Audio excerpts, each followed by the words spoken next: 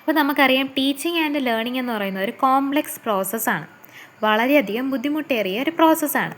അതുകൊണ്ട് തന്നെ നമുക്ക് ചില സാഹചര്യങ്ങളിൽ ചില റിസോഴ്സസ്, ചില സഹായങ്ങൾ, റിസോഴ്സ് എന്ന് വെച്ചാൽ നമ്മൾ ഇപ്പം നമുക്ക് വെള്ളം കിട്ടുന്ന റിസോഴ്സ് അല്ലെങ്കിൽ നമുക്കൊരു ഫുഡ് കിട്ടുന്ന റിസോഴ്സ് എന്ന് വെച്ചാൽ എവിടെ നിന്നാണോ അത് കിട്ടുന്നത്, അതാണ് റിസോഴ്സസ് എന്ന് പറയുന്നത്.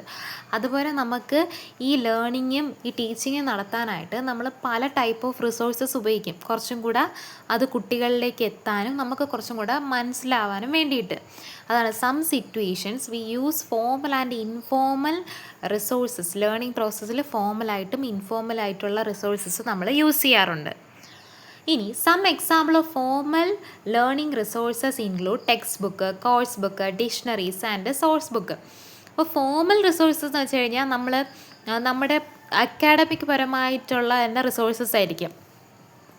എന്ന് വെച്ച് കഴിഞ്ഞാൽ ഇപ്പം നമുക്ക് ഈ ടീച്ചേഴ്സിനൊക്കെ ഒരു എക്സ്ട്രാ ഒരു കോഴ്സ് ബുക്ക് കാണും, ഒരു വർക്ക് ബുക്ക് കാണും, അല്ലെങ്കിൽ ഡിക്ഷണറി നോക്കുക, അങ്ങനെ അക്കാഡമിക് പരമായിട്ടുള്ള ബുക്കുകളും അതൊക്കെ നോക്കിയിട്ട് നമ്മൾ ലേണിങ്ങും ടീച്ചിങ്ങും കുറച്ചും കൂടെ ഈസി ആക്കും. അതാണ് ഫോമൽ റിസോഴ്സ് എന്ന് പറയുന്നത്.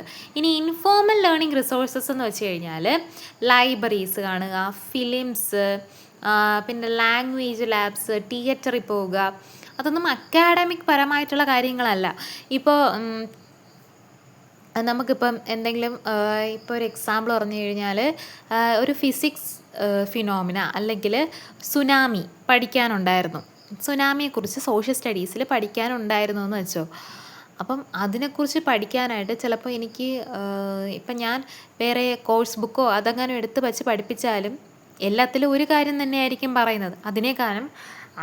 അതിനായിട്ട് ബന്ധപ്പെട്ട ഒരു ഫിലിം കാണുമ്പോൾ കുട്ടികൾക്ക് എന്ത് ചെയ്യും, കുറച്ചും കൂടെ മനസ്സിലാവും. അതാണ് ആ വ്യത്യാസം എന്ന് വെച്ച് കഴിഞ്ഞാൽ ചില കേസിൽ നമ്മൾ ഫോമൽ റിസോഴ്സസ് ഉപയോഗിച്ച് ലേണിംഗ് പ്രോസസ്സ് ഈസി ആവും, ചില കേസിൽ ഇൻഫോമൽ റിസോഴ്സസ് ഉപയോഗിച്ചാലേ ലേണിംഗ് ഈസി ആവത്തുള്ളൂ. ഇനി ഇതുപോലൊരു റിസോഴ്സസ് ആണ് എന്തെന്ന് പറയുന്നത്, നാച്ചുറൽ റിസോഴ്സസ് എന്ന് പറയുന്നത്. നമ്മൾ നേച്ചറിലുള്ള പല കാര്യങ്ങളും നമ്മുടെ ലേണിംഗ് പ്രോസസ്സ് അല്ലെങ്കിൽ ടീച്ചിങ് പ്രോസസ്സുകളിൽ നമ്മൾ ഉപയോഗിക്കാറുണ്ട്. അപ്പോൾ natural resources, nature is the raw source of every knowledge. അത് നമുക്ക് എല്ലാവർക്കും അറിയാം. നമുക്ക് ഒരുപാട് അറിവുകൾ കിട്ടുന്നത് നേച്ചറിൽ നിന്നാണ്. പല അറിവുകളും നമ്മൾ കണ്ടും കേട്ടുമാണ് പഠിക്കുന്നത്. ഇപ്പോൾ നമ്മളെന്തുവാണ്, ഇപ്പം ഒരു പക്ഷി ഇന്ന നിറത്തിലാണ് ഇരിക്കുന്നത്, അല്ലെങ്കിൽ ഒരു ചെടി വളരുന്നത്, ഒരു ചെടിയിൽ കായ ഉണ്ടാവുന്നത്, മഴ പെയ്യുന്നത്, അപ്പം മഴവില്ല് കാണുന്നത്, ഇതൊക്കെ നമ്മൾ നേച്ചറിൽ നിന്നാണ് ആദ്യമേ കിട്ടുന്നത്, പിന്നെയാണ് ബുക്കുകളിലെല്ലാം വന്നത്. അപ്പം നേച്ചർ എന്ന് വെച്ച് കഴിഞ്ഞാൽ നമുക്ക് ചുറ്റും നമുക്ക് അവൈലബിൾ ആയിട്ടുള്ള ഒരു സോഴ്സാണ്, നോളജിൻ്റെ ഒരു സോഴ്സാണ് നേച്ചർ എന്ന് പറയുന്നത്. Mathematical concepts found in environmental phenomena. അപ്പോൾ നമ്മളിവിടെ മാത്സ് റിലേറ്റഡ് പറയുന്നതുകൊണ്ടാണ്, മാത്സ് അല്ല ഏതൊരു സബ്ജക്റ്റിനെയും നമുക്ക് നേച്ചറുമായിട്ട് കണക്ട് ചെയ്യാൻ പറ്റും. നേച്ചറിൽ അത് കാണിക്കുന്ന ഒരുപാട് കാര്യങ്ങൾ അല്ലെങ്കിൽ അതുമായി ബന്ധപ്പെട്ട ഒരുപാട് കാര്യങ്ങളുണ്ട്. പക്ഷേ നമ്മളിവിടെ പറയുന്നത് മാത്സ് പല കൺസെപ്റ്റ്സും നമ്മൾ എൻവയോൺമെൻറ്റൽ ഫിനോമിന എന്ന് വെച്ചാൽ എൻവയോൺമെൻറ്റിലുള്ള അല്ലെങ്കിൽ നമ്മൾ നേച്ചറിലുള്ള കുറേ കാര്യങ്ങളുമായിട്ട് ബന്ധപ്പെട്ടിട്ടുണ്ട്.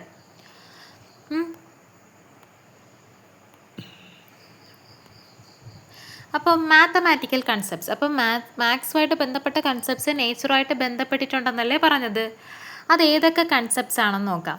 ഒന്ന് കോൺഗ്രുവൻസ്, രണ്ടാമത്തത് സിമിലാരിറ്റി, റേഷ്യോ ആൻഡ് പ്രൊപ്പോർഷൻസ്, പിന്നെ ജോമെട്രിക്കൽ ഷേപ്സ്, സിമിട്രി. ഇതൊക്കെ കേട്ടിട്ടുണ്ടായിരിക്കും. കോൺഗ്രുവൻസ് എന്ന് പറഞ്ഞാൽ മാത്തമാറ്റിക്കൽ കൺസെപ്റ്റാണ്, സിമിലാരിറ്റി മാത്തമാറ്റിക്കൽ കൺസെപ്റ്റാണ്, ratio and proportion, symmetry, geometric shapes. ഇത് ഓരോന്നായിട്ട് പറയാം. കോൺഗ്രുവൻസ് എന്താണെന്ന് അറിയാം. കോൺഗ്രുവൻസ് അല്ലെങ്കിൽ ഈക്വാലിറ്റി അല്ലെങ്കിൽ ഈക്വൽ ട്രയാങ്കിൾസ് എന്നൊക്കെ പറഞ്ഞ് നമ്മൾ പഠിച്ചിട്ടുണ്ട്. രണ്ട് ട്രയാങ്കിൾസ് ഈക്വൽ ആവാനായിട്ട് കുറച്ച് കണ്ടീഷൻസ് ഉണ്ട്. ആ ഈക്വൽ ആവുക എന്ന് പറയുന്നതിന് തന്നെയാണ് കോൺഗ്രുവൻസ് എന്ന് പറയുന്നത്. ആ കണ്ടീഷൻസാണ് SSS, SAS, ASA, RHS. SSS അറിയാമല്ലോ, രണ്ട് ട്രയാങ്കിളുടെ 3 സൈഡ്സ് ഈക്വൽ ആണെങ്കിൽ ആ ട്രയാങ്കിൾ കോൺഗ്രുവൻ്റ് ആണ് അല്ലെങ്കിൽ ഈക്വൽ ട്രയാങ്കിൾ ആണ്. SAS എന്ന് പറയുന്നത് രണ്ട് സൈഡും അതിന് ഇൻക്ലൂഡഡ് ആയിട്ടുള്ള ആംഗിളുകളും രണ്ട് ട്രയാങ്കിളിൽ ഈക്വൽ ആണെങ്കിൽ അവ എന്തായിരിക്കും? കോൺഗ്രൻ്റ് ആയിരിക്കും. ഇനി ASA എന്ന് പറയുന്നത് രണ്ട് ആംഗിളും അതിനിടയ്ക്കുള്ള സൈഡും ഈക്വൽ ആവുകയാണെങ്കിൽ രണ്ട് ട്രയാങ്കിളിൻ്റെ, അപ്പോൾ അത് കോൺഗ്രൻ്റ് അല്ലെങ്കിൽ എന്താവും? ഈക്വൽ ആവും. ഇനി RHS എന്ന് പറയുന്നത് hypotenuse and one side are respectively equal. Hypotenuse അറിയാലോ, റൈറ്റ് ആംഗിൾ ട്രയാങ്കിളിൻ്റെ 90 ഡിഗ്രിക്ക് ഓപ്പോസിറ്റുള്ള സൈഡാണ് ഹൈപ്പോട്ടനസ് എന്ന് പറയുന്നത്. ആ ഹൈപ്പോട്ടനസും ഒരു സൈഡും രണ്ട് ട്രയാങ്കിളിൻ്റെ ഈക്വലായി, പടം കാണുമ്പോൾ മനസ്സിലാവും, രണ്ട് ട്രയാങ്കിളിൻ്റെ ഈക്വൽ ആയാൽ അവയെ നമ്മൾ കോൺഗ്രൻ്റ് ട്രയാങ്കിൾ എന്ന് പറയും. ഇതൊക്കെ നമ്മൾ മുന്നേ പഠിച്ചിട്ടുള്ള കാര്യങ്ങളാണ്. കോൺഗ്രൻസ് എന്താണെന്ന് അറിയുക. ഇനി നേച്ചറിലും എന്തുണ്ട്? കോൺഗ്രൻസ് നമുക്ക് കാണാനായിട്ട് സാധിക്കും. അതാണ് നമ്മൾ ഈ ഡെസേർട്ടിലുണ്ടല്ലോ, ഡെസേർട്ട് കണ്ടിട്ടില്ലേ, മൗണ്ടെയിൻ പോലെ ഇരിക്കുന്നത്, അതൊക്കെ കോൺഗ്രൻ്റ് ആണ്. പിന്നെ അതുപോലെ തന്നെ മൗണ്ടെയിൻസ് ചിലതൊക്കെ കോൺഗ്രൻ്റ് ആണ്. നമുക്കത് കാണുമ്പോൾ തോന്നുന്നില്ലെങ്കിലും ചിലത് കാണുമ്പോൾ തോന്നും, ചിലതല്ല എന്ന് തോന്നും. നമ്മളത് ശ്രദ്ധിച്ചാലേ നമുക്കത് മനസ്സിലാകത്തുള്ളൂ. അപ്പം നേച്ചറിലും ഈ കോൺഗ്രൻസി എന്ന് പറയുന്ന കൺസെപ്റ്റ് നമുക്ക് കാണാനായിട്ട് പറ്റും. അതാണ് ഈ ഡെസേർട്ട്, മൗണ്ടെയിൻസ്, ഈ എവറസ്റ്റ് പോലുള്ള കൊടുമുടികൾ അവിടെയൊക്കെ പോകുമ്പോൾ ചില മൗണ്ടെയിൻസ് എന്ന് പറയുമ്പോൾ ഏകദേശം ഒരു ട്രയാങ്കിൾ ഷേപ്പ് പോലെയല്ലേ ഇരിക്കുന്നത്, ഒരുപോലെ നമുക്ക് എന്ത് ചെയ്യാൻ പറ്റും? കാണാനായിട്ട് പറ്റും. അപ്പോൾ congruence can be scene in desserts, mountains etcetera എന്ന് പറയാം. ഇനി അടുത്ത കൺസെപ്റ്റാണ് സിമിലാരിറ്റി.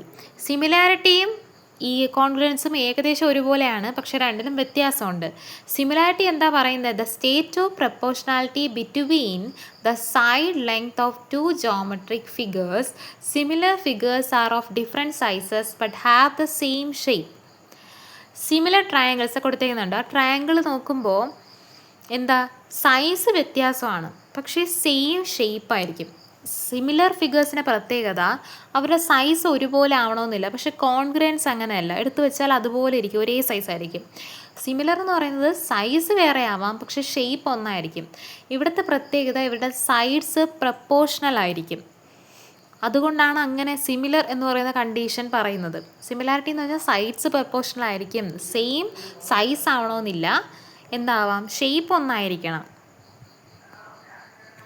ഇനി സിമിലാരിറ്റി നമുക്ക് നേച്ചറിൽ കാണാൻ പറ്റും. ഈ പടങ്ങൾ കാണുമ്പോൾ തന്നെ മനസ്സിലാവും. പൈൻ ഫോറസ്റ്റ് സിമിലാരിറ്റി എക്സാമ്പിളാണ്. പിന്നെ ഈ ലീഫ് നിങ്ങൾ കണ്ടിട്ടുണ്ടായിരിക്കും, ഈ ലീഫും സിമിലാരിറ്റിക്ക് എക്സാമ്പിളാണ്. അപ്പോൾ സിമിലാരിറ്റി നമുക്ക് കാണാൻ പറ്റും എവിടെയൊക്കെ? ഫേൺ എന്ന് പറയുന്ന ആ ലീഫാണ് ആ സംഭവം. ഇനി പൈൻ ഫോറസ്റ്റിൽ കാണാം. അല്ലാത്തുള്ള ലീവ്സ് ഉണ്ടല്ലോ, അതിൽ തന്നെ നിങ്ങൾക്ക് സിമിലാരിറ്റി കാണാൻ പറ്റും. ട്രീസിനിടയ്ക്ക് സിമിലാരിറ്റി കാണാൻ പറ്റും. എന്നുവെച്ചാൽ സൈസ് ഒരുപോലെ ആവണമെന്നില്ല. ഇപ്പം ഞാൻ ഇപ്പം ഇവിടെ ഞാൻ ഈ ലീഫ് പറഞ്ഞില്ലേ, ഈ ലീഫിൻ്റെ താഴെയുള്ളതൊക്കെ ഒരേ കുറച്ച് വലിയ ഇലകളാണ്, മുകളിലോട്ട് പോകുമ്പോൾ കുഞ്ഞിലയാണ്. എന്ന് വെച്ചാൽ സൈസ് മാറുന്നുണ്ട്, പക്ഷെ അവരുടെ ഷേപ്പ് മാറത്തില്ല, അവരുടെ സൈഡ്സ് പ്രപ്പോർഷണൽ ആയിരിക്കും. അപ്പോൾ ഫേണിൽ, പൈൻ ഫോറസ്റ്റിൽ, ലീവ്സിൽ, ട്രീസിലൊക്കെ നമുക്ക് സിമിലാരിറ്റി എന്ന് പറഞ്ഞ കൺസെപ്റ്റ് കാണാനായിട്ട് പറ്റും. ഇനി റേഷ്യോ ആൻഡ് പ്രപ്പോർഷൻ. റേഷ്യോയും പ്രപ്പോർഷൻ എന്ന് പറഞ്ഞ കൺസെപ്റ്റൊക്കെ കുഞ്ഞു ക്ലാസ്സുകളിൽ പഠിക്കുന്നതാണ്.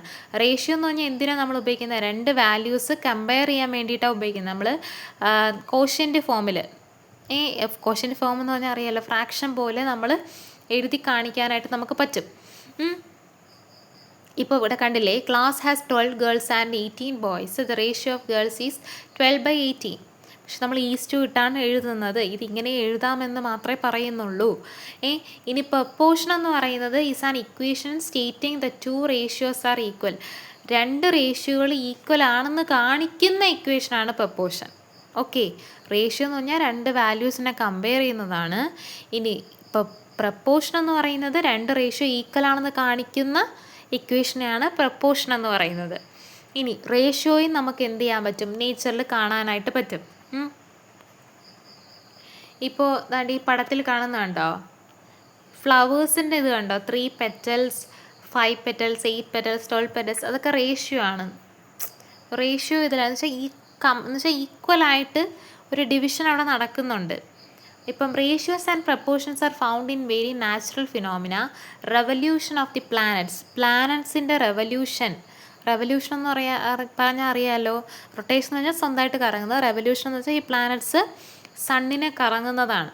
അതിൻ്റെ ഇടയ്ക്ക് നമുക്ക് റേഷ്യോ ഉണ്ട്. അവിടെ റെവല്യൂഷൻ പീരീഡ് ഓരോന്നിൻ്റെയും നമുക്ക് കമ്പയർ ചെയ്യാനായിട്ട് പറ്റും.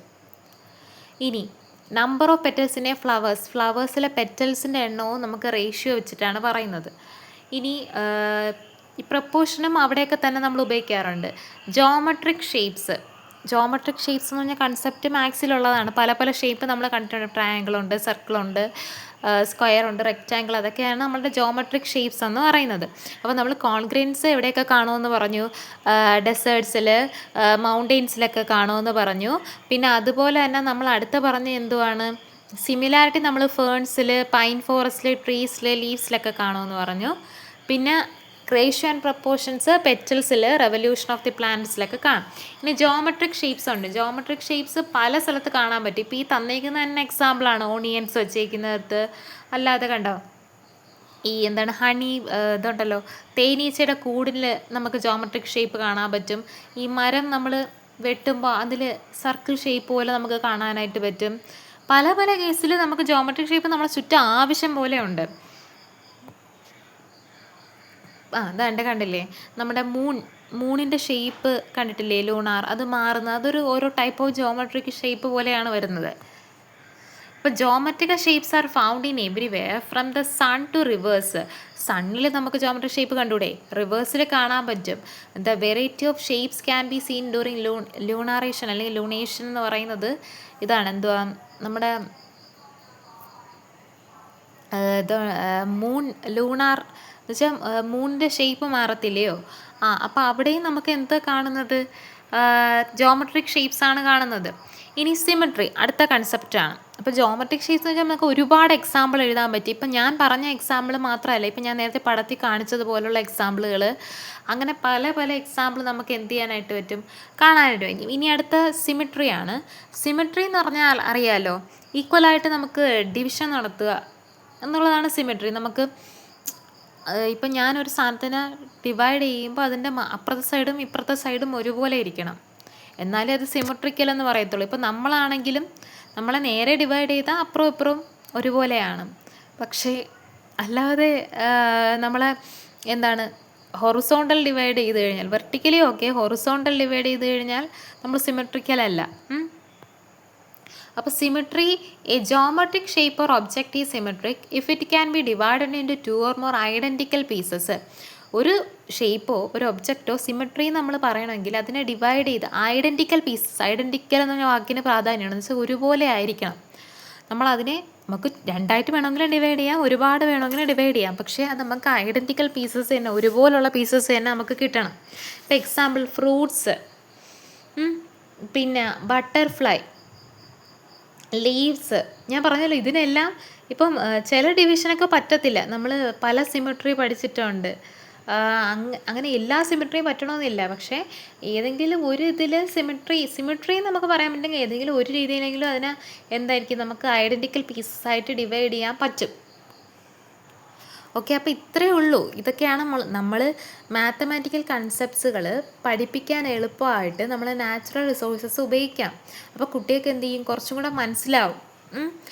ഈ റേഷ്യോ പ്രപ്പോർഷൻസ് ഇപ്പം ഞാൻ കാണുന്ന ഈ നേച്ചറിലുള്ള കാര്യം പറഞ്ഞതുകൊണ്ടാണ്. അല്ലാതെ ഇപ്പം നമുക്ക് കുക്കിങ്സിലൊക്കെ റേഷ്യോ പ്രപ്പോർഷൻസ് ഉപയോഗിക്കുന്നുണ്ട്. അതുപോലെ തന്നെ ജോമെട്രിക് ഷേപ്സ് എന്ന് പറയുമ്പോൾ നേച്ചർ അല്ലാതെ നമ്മുടെ വീട്ടിലെ ഓരോ സാധനം എടുത്താൽ പോലും എന്ത് കാണാൻ, ജോമെട്രിക്കൽ ഷേപ്സ് കാണാൻ പറ്റും. അപ്പം നമ്മൾ പറഞ്ഞ കോൺഗ്രെയിൻസ് ആവട്ടെ, സിമെട്രി ആവട്ടെ, സിമിലാരിറ്റി, അതുപോലെ എന്തുവാണ് ജോമെട്രിക്കൽ ഷേപ്സ്, ഇതെല്ലാം റേഷ്യോ ആൻഡ് പ്രപ്പോർഷൻസിനെല്ലാം നേച്ചറിൽ എന്തുണ്ട്, റിസോഴ്സസ് ഉണ്ട്. എന്ന് വെച്ചാൽ നേച്ചർ വെച്ച് പഠിപ്പിക്കാനായിട്ട് നമുക്ക് സാധിക്കും. അപ്പം നാച്ചുറൽ റിസോഴ്സസ് എന്തിന് ഹെൽപ്പ് ചെയ്യുന്നുണ്ട്? നമ്മളെ ടീച്ചിങ് ലേണിംഗ് പ്രോസസ്സിനെ കുറച്ചും കൂടെ ഈസി ആക്കാനായിട്ട് സഹായിക്കുന്നുണ്ട്.